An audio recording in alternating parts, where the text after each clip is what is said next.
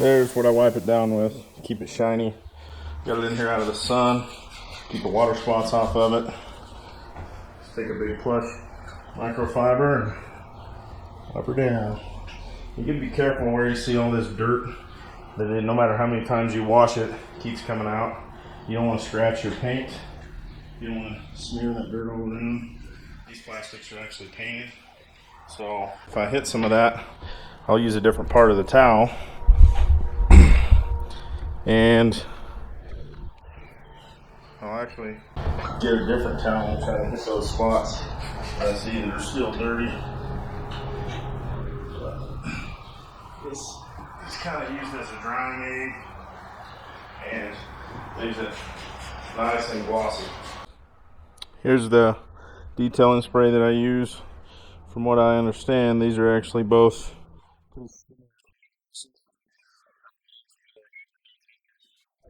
for motorcycles, hybrid V07. A lot of people use on cars, but you can see kind of the shine that you're able to get on this. And it's not sticky, like it doesn't leave a residue really, it just leaves it nice and glossy. And where you can really tell is if you take like this black plastic that normally gets pretty crappy, it gets all stained and dull and kind of chalky looking. Spray it all on there, and then let's wipe this down, and you'll get to see kind of what and it'll stay looking shiny like this till the next time you get it muddy. And then if you use this stuff pretty religiously, then you're good to go. So let's wipe this all off. I'll back up so you can get a better view with the camera.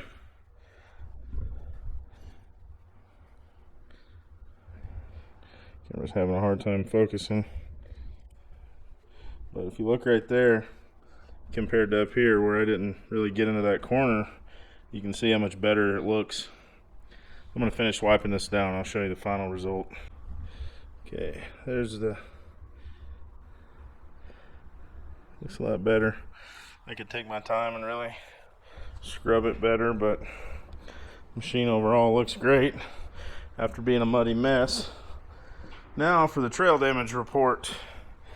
Got up into some mountain trails yesterday. You can see scratched my bead locks. This side of the machine fared pretty well. I don't think I got any big scratches. But over here, got more beadlock scratches. And unfortunately, a little bit on this fender. I don't know if the camera's gonna pick it up, but right here it's a little rough. Right here it's a lot rougher. You can see, definitely see that on the camera. And then right here. So kind of bummed about that. I didn't buy it to baby it, but still, it's a brand new machine. Front beadlocks are good. So I'm gonna work on polishing that out. There's really no other damage. Everything held up pretty good. I will say G-Force Power Sports in Lakewood, Colorado sucks on their PDI and setup of these machines. You can see that sitting up proud. That's not where it's supposed to be. And I noticed the other day that this bed plate was loose, and they had actually stripped several of these 10mm bolts. It looks like they just rattled them in, kind of rounded the head off. I don't know if they used a rattle gun or what they were doing, but you can see that head's kind of rounded and messed up. And then I realized today that I'm missing a rear skid plate bolt. So either it wasn't there and I didn't notice it, or they didn't tighten it, or they stripped it and it fell out. And then I don't know if you can tell on camera, but this piece right here is all crooked, and see how it's pushing the bed up right there. So I got to take that all apart and see what they did. But the oil in the engine and the transmission was actually a tad low as well. You could tell that they screwed the dipstick in, which the manual says don't screw it in. So I had to add oil to both of those. So overall, G-Force, you need to get your PDI game together. These are expensive machines, It kind of sucks when you don't really have confidence that they've been properly set up. So other than that, I'm gonna work on, see if I can polish some of those scratches out with some compound. I might get a little orbital and try to polish that side to make those scratches not so apparent. So we'll see next time how that worked out. Got the cage scuffed a little, but this cage is actually going away. I got WCI Fab in Oregon building a cage. Let's get this to focus. And so he's actually sending me powder coat swatches right now, some samples to see what matches the best, because this is a newish color. So we just want to get it to match as best we can. And he's working on the cage right now, so I'll be sure to show you guys that when the cage shows up. And it looks really legit in the pictures. I think it's going to be exactly what I want. The 19 cage is a little tricky because of this air intake. You can see the factory goes up around it. A lot of the cage builders just run the same design like the 16 here, and it goes almost straight across, so it's right in front of that intake for the radiator. Now, in all actuality, that probably doesn't hurt anything, but it bothers my OCD because I don't want it running across there. So WCI, actually, it drops down quite a bit right here, and it runs across right at the bottom.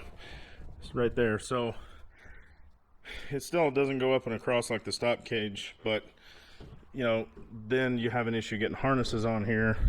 You got to buy the little offset harness mount, and with WCI's cage, the harnesses should go right on, no problem.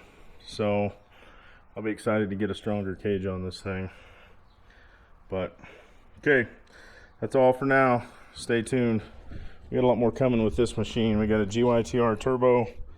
Probably at some point, I don't know how soon, but I'm gonna do the AEM dash. I don't want a bunch of gauges all over the interior of this thing, and with AEM dash, it's all clean and organized in one location. You can monitor boost, AFR, oil pressure, oil temp, anything I want to put a sensor on basically and put into the CAN module, you can monitor and put it straight into the dash. So I want to get one of those coming, and the GYTR kit should be nice. I can't get into the ECU on these, so I'm using Alba. Nate at Alba, we're going to have his tune, and there's going to be a slip-on. So that'll clean up the transition fueling when it goes from, you know, into boost fueling. There's a big step there in the factory, and it'll actually correct the AFR for running the slip-on. And we'll probably make another pound or two of boost over stock.